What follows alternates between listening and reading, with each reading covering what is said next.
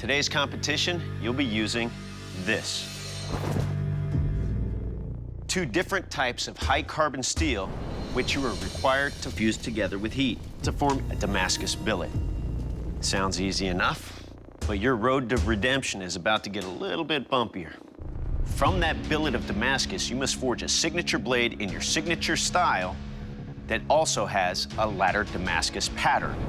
Ladder patterns are achieved by cutting grooves into your Damascus billet. Once the grooves are pressed, it is ground flat, removing all of the high spots and then forged to the desired blade shape, revealing a visible ladder pattern. Your 3-hour forge time starts now. First challenge overcome, Damascus. Second challenge, ladder. I have never, ever even attempted to do a ladder-style Damascus. So this is gonna be a first for me. It looks like Brandon is wrapping all of his pieces of steel together with baling wire. He can do that. That is an old school technique. It's really interesting that that's what he chose to do, and it seems like welding with the MIG welder would be a lot more secure. Well, Brandon was here on our last challenge with the coal forge. No electricity or anything. Might be his comfort zone. But in a competition like this, use what's available to you. I consider myself a purist. I like to do everything by hand, you know, files and hammers. I'm trying to get away from modern technology and go back to the way it was 100, 200, even 1,000 years ago. Oh! You got JD and Clarence over here working side by side. You have to get a good weld when you begin. Obviously, that's key. It's got to be a solid piece of steel. I've got everything welded up, as good as it needs to be. Time to put it in the forge and have a go at it. With making ladder Damascus is concerned, I've actually done this before. I'm certainly as good as some and better than most. Wow. Man, look at how pretty that all just folded up. That was gorgeous, man. Origami. That was amazing. JD over here demonstrating exactly what it means to be a master at Damascus. Damn it. Son of a bitch. Brandon struggling with individual pieces of steel, trying to tack them together by forge welding each individual piece. It's time-consuming and hard to watch. Damn, dude. My welds aren't sticking, my pieces are all over the place. It's similar to nails on the chalkboard and nails in your ears. It's just, damn it, man, come on. Hey, it held together. Look at that. Standing in front of the forge is quite hot. It's in excess of 1,800 degrees Fahrenheit, plus the fact I've got another one directly at my back, so I'm basically cooking between 2 forges.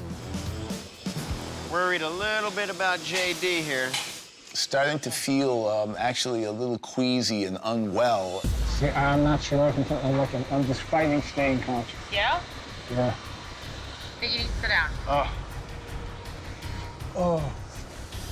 This is not an easy competition. It can take its toll. This forge breaks people down, physically and mentally. Clarence, starting to work on his ladder pattern. Gabe is cruising right along. He's over there on the 72-inch belt grinder. So here's what I'm really amazed by. How much knife Brandon got out of that piece of steel. He'll be able to do surgery with that thing, but I don't know about chopping ice.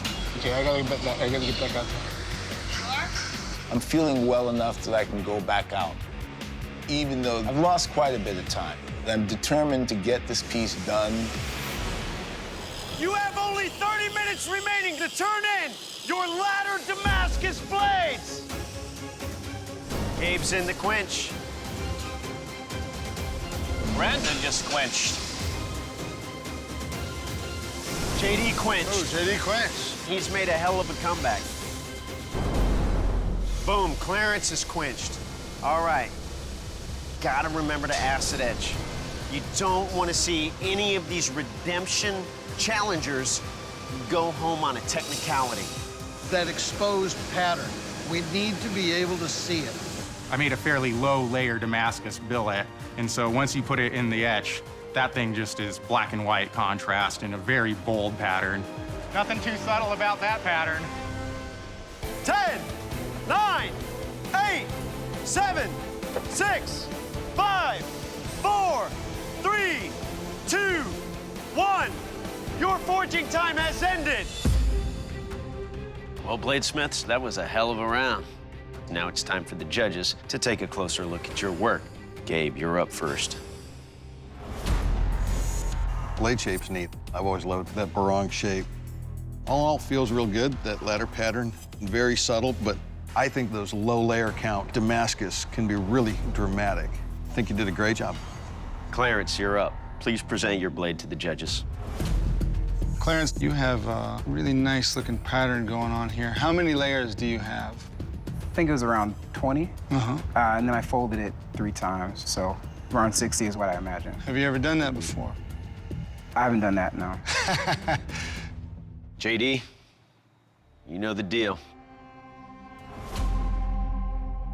Well, sir, it's a big blade with a lot of meat in it still. At this point, it's a little bit heavy, but of course, it can be addressed in the second round. What you've done over here, you can already start to see the chatoyancy, the tight welds of your blade. And to me, that was a pleasure to watch, sir. Thank you. Brandon, you're up. Please present your blade to the judges. It is very thin, very, very thin. And how many layers did you use? I won't lie, there's probably maybe 5 or 6 layers. So this was the first time doing a ladder. Very first time. Notice you had a little bit of struggle pulling that off in here because there's no visible ladder pattern on your blade. Brandon, your blade did not make the cut. Jason will explain. Well, Brandon, we really appreciate watching you forge out there. You're one of the few smiths we have seen take a very small piece of steel that we didn't think was enough and stretch it out.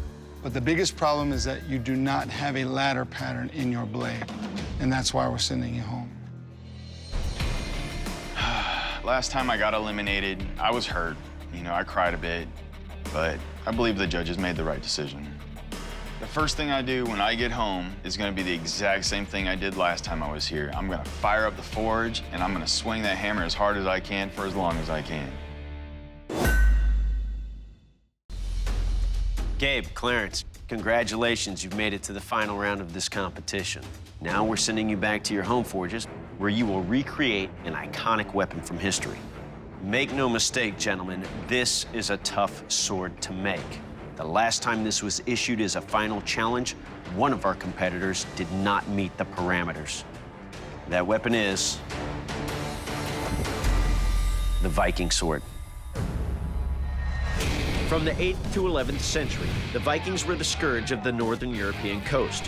One of their most effective tools for raiding and pillaging was a Viking sword, a straight-edged iron sword with a rounded tip and double edge. The Viking sword was built to break through an opponent's defenses using big slashing blows. Since the blade was heavy and usually swung with one hand, a large pommel and hilt were used to balance the weight of the blade. Viking swords were often highly prized by their owners and given names such as Battlesnake and Dog of the Helmet. One was featured in the 2007 epic film Beowulf. This is your redemption. This could be your last chance to show the world what you're truly capable of. Good luck, Bladesmiths. We'll see you in 5 days. Best of luck to you. Best of luck, man. It's day one at my home forge. I suppose it gives me advantages. I've never made a Viking sword before, but I'm feeling confident. It's a coal forge. I made it years ago. This is gonna be something. By the end of the day, I'd like to have the sword at least partially forged. My point established, the bevels forged into place. If I'm halfway down the sword blade and I can finish forging tomorrow, that would be ideal.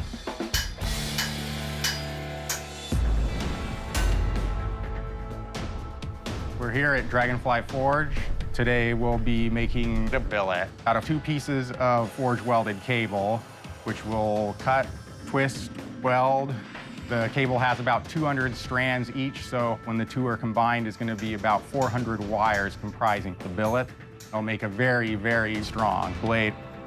Hopefully I can get those 2 put together. That didn't quite go how we wanted. As I was forging the two pieces of cable together, the first heat, I couldn't get the forge weld to stick. I just can't get the sweet spot. I need it to be hot enough. It's not getting a full combustion. That's why it's like so much gas that it can't all burn. The next one I got a little hotter and she stuck. The welds look great. Today, I just want to draw out this bar. I rethought some of the things from yesterday, and I think I was a little rushed. Today, I'm going to take my time, make sure I draw out that bar and get the metal kind of slimmed down, thinner, longer, and that way it'll also be easier to heat. It's hot. I'm tired. I'm not used to being tired from forging. A little bit worried about running out of time. So it's hard to work when you don't have the energy. I'm really worn out. I hope I can get through this. It's now the start of day 3. Really looking pretty darn good at this stage. The quench is really the make or break point of the blade. It's about ready for the moment of truth. I cannot afford a failure.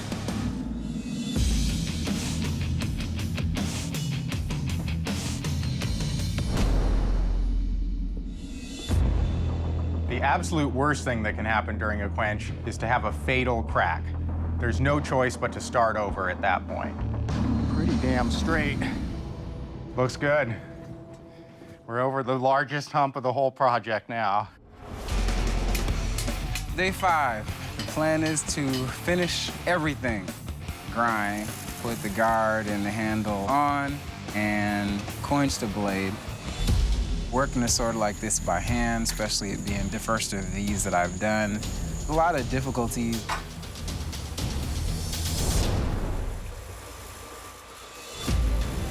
The quench went all right. We've got quite a bit of bend in here.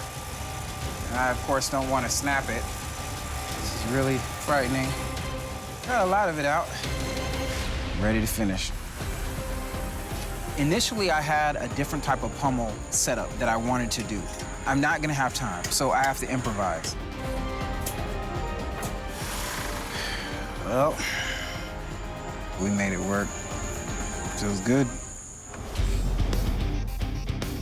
It's now the final day, and I have all the assembly to do. Although there's still a lot to do today, I'm confident I can pull it off. The handle is a 2-piece hardwood core over the tang, and that's going to be wrapped in leather. It's a very simple and utilitarian handle design. Okay, I think that did the trick. We only have a few hours left, so I'm engraving the Roman numerals 13 on here. 13 is a lucky number in my family. Wouldn't hurt to have a little extra luck. It's time to pack this thing up. Gentlemen, to test the sharpness of your blade, I'll be cutting into our cargo net here. Now, Gabe, you're up first. Are you ready for this? Definitely. All right.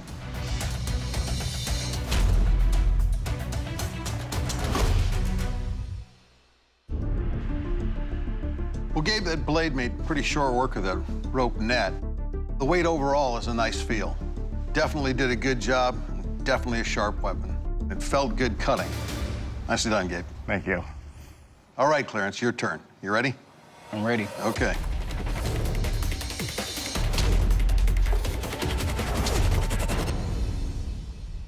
All right, so Clarence, a couple of things I really like about this blade. The weight is very nice and the balance is very well done.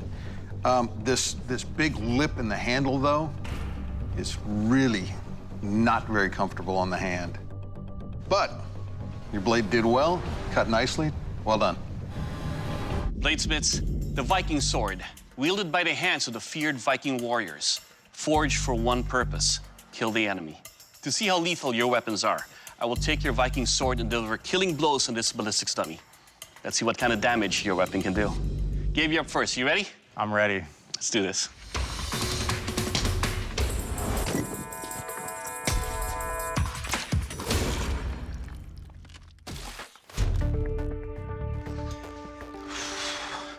Okay, Gabe, the handle is comfortable with the wrapping that you did there. It feels good. As you can see, it lacerated the chest. The chest cavity here even took out some bones of the ribs. It is sharp on both edges and penetrated easily on this ballistics dummy.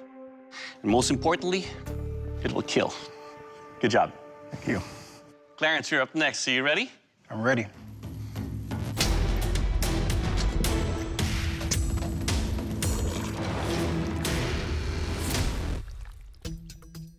Okay, Clarence, it feels good to wield. It's got great balance to it. The one thing that it didn't do was cut cleanly through the ballistics dummy. It felt like it was bouncing off, and I'm wondering if that's your edge geometry here being thick and the sharpness of your blade. But in the cuts that it did do, the weight did penetrate, broke some bones. It penetrated on a deep thrust coming out, and that would be a very lethal wound. And your weapon will kill. Now, the Viking sword was commonly used in conjunction with a shield, so to test the strength of your sword, I'm going to take 4 blows into these wooden shield edges, 2 with either edge of your blade. Gabe, you're up first. You ready? Yes, sir. All right.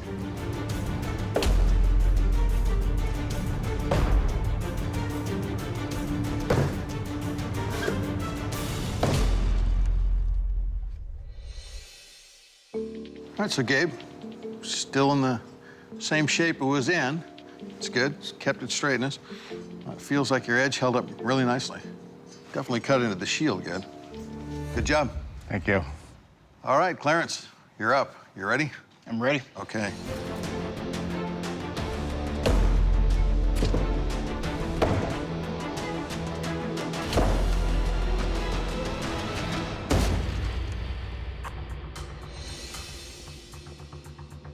Well, Clarence, your edge held up nicely. That handle still, in my hand, is still a bit of an issue. But swinging it, the weight and the balance is really nice. All in all, well done. Thank you. Gabe, Clarence, your road to redemption was a gauntlet. The judges have deliberated and they've made a final decision. The Forged in Fire champion is...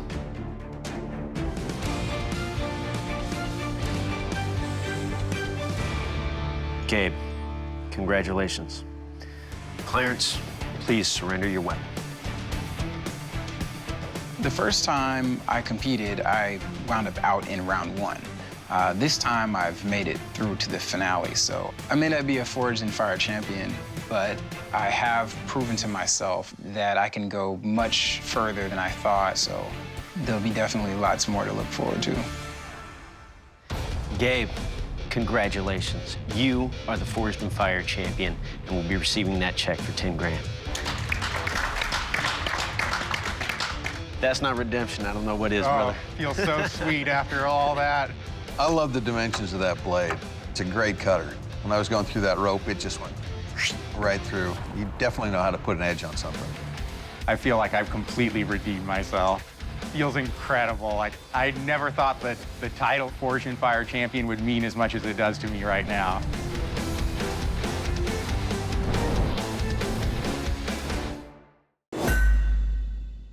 Gentlemen, today in this first round of competition, you'll be using this ladder. Gentlemen, on this ladder, you've got rungs of 1084, accents of 15 and 20. So you need to harvest that steel to forge a ladder Damascus billet from which you will make a ladder Damascus signature blade between 9 and 12 inches in length. The overall length of that weapon must not exceed 22 inches, including your tang. Additionally, you must include a false edge on that 9 to 12 inch blade. I'm very nervous about this competition because it's a lot to be done in a short span of time. A lot can go wrong. Good luck. Your 3 hour starts now. We got Seth and Sean working together to take the ladder down. Let's put it up on the table. The steel harvesting process has begun. What they've got on that ladder, they each have plenty of 15 and 20 that's already stackable. If they take their 1084 rungs, flatten them out, that'll give you a nice stack to start out with. To make sure the pattern comes out, once I draw the blade out, I'll cut the ladders real tight, and then I'll finish the blade out, and hopefully we see a nice wave in it. I have my billet forge welded. It's solid, no delaminations. If I get one fold out of these 7 layers and get to 14, I feel like I won the lottery. Hey, much harder than I thought. The toughest part of Damascus is all of the layers. What is the minimum layer count for a Damascus blade? If you're gonna do a pattern like this, that we specifically asked them for, I would say a minimum of 75 layers. Hot metal coming back. I don't think I'm gonna have time to fold this. So now I'm gonna head over to Big Blue and I'm gonna draw it out to the length that I need it. Steven took stack 15 on 20 on the top, stack of 15 on 20 on the bottom. Only 3 layers. Does not count as Damascus. Can you have a Hada ladder pattern? We didn't ask for a Hada. We asked for ladder pattern Damascus. I think most of them are stuck on the idea of ladder pattern, but they forgot the Damascus part. It is extremely hot in this forge, and I just start to feel dragged down. My brain is just not functioning correctly. Hot steel. But if I don't get my billet forge welded here soon, I'm done. I don't want to be the first one to go home. It's taken John this long to attempt to forge 2 small square stacks of 7 layers, and he hasn't been able to do that. And now he's using Big Blue and hitting the steel as it's well below forging temperature. I feel funny. I'm feeling not myself. I can't see very well. I want you to come with me, okay? Can you get up and walk? I want you to come with me. It's all right, just breathe. The medic has just come out to the floor, grabbed John, pulled him off the floor. Your heartbeat is very fast. All right, John's a medical drop. We've got EMS in here right now. They're gonna load him in an ambulance. They're gonna take him to the emergency room. Better to be safe than sorry.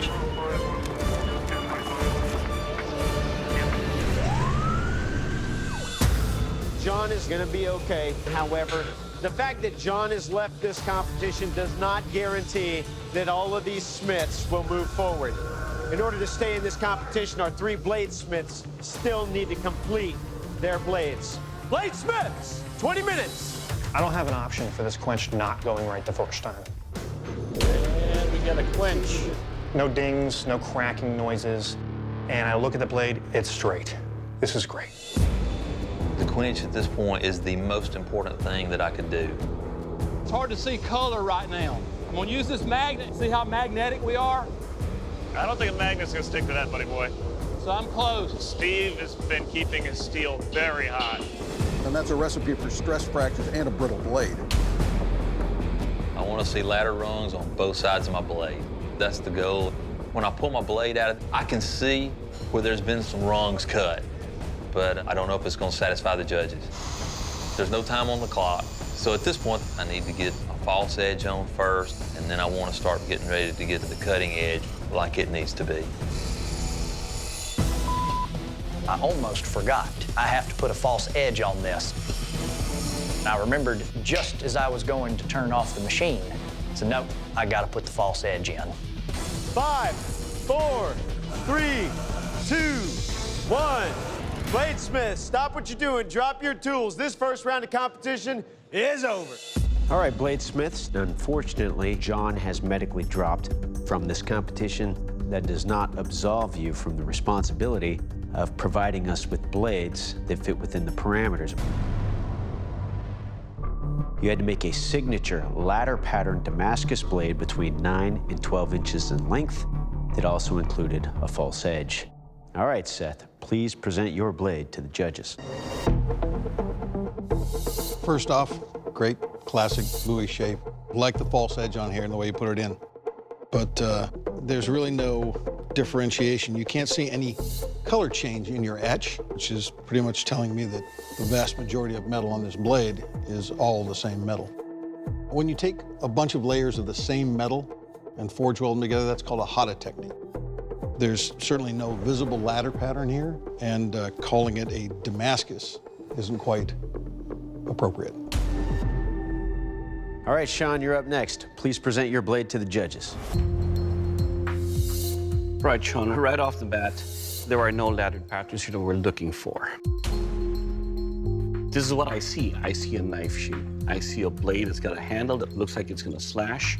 It does have the false edge we're looking for, and It's got some layers, so it's Damascus. Good job on that. But we don't have ladder pattern.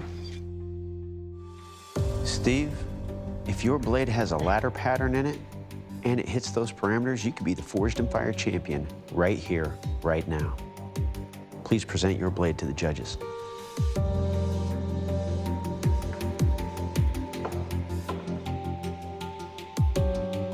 How about it, Jay? Is Steve our new champion? No. Damn. Steve, instead of alternating your layers, you stacked up your 15 and 20 and forge welded it together, which would be a hata. Bladesmiths, this is not the first time that one of your competitors is medically dropped from the competition, and it's not the first time that a bladesmith hasn't made parameters, but it is the first time that all of our bladesmiths missed the parameters. So somehow, those two negatives multiplied together have come out to a positive, and that's that you three will be continuing into round 2, in spite of your patterns. Oh, thank goodness.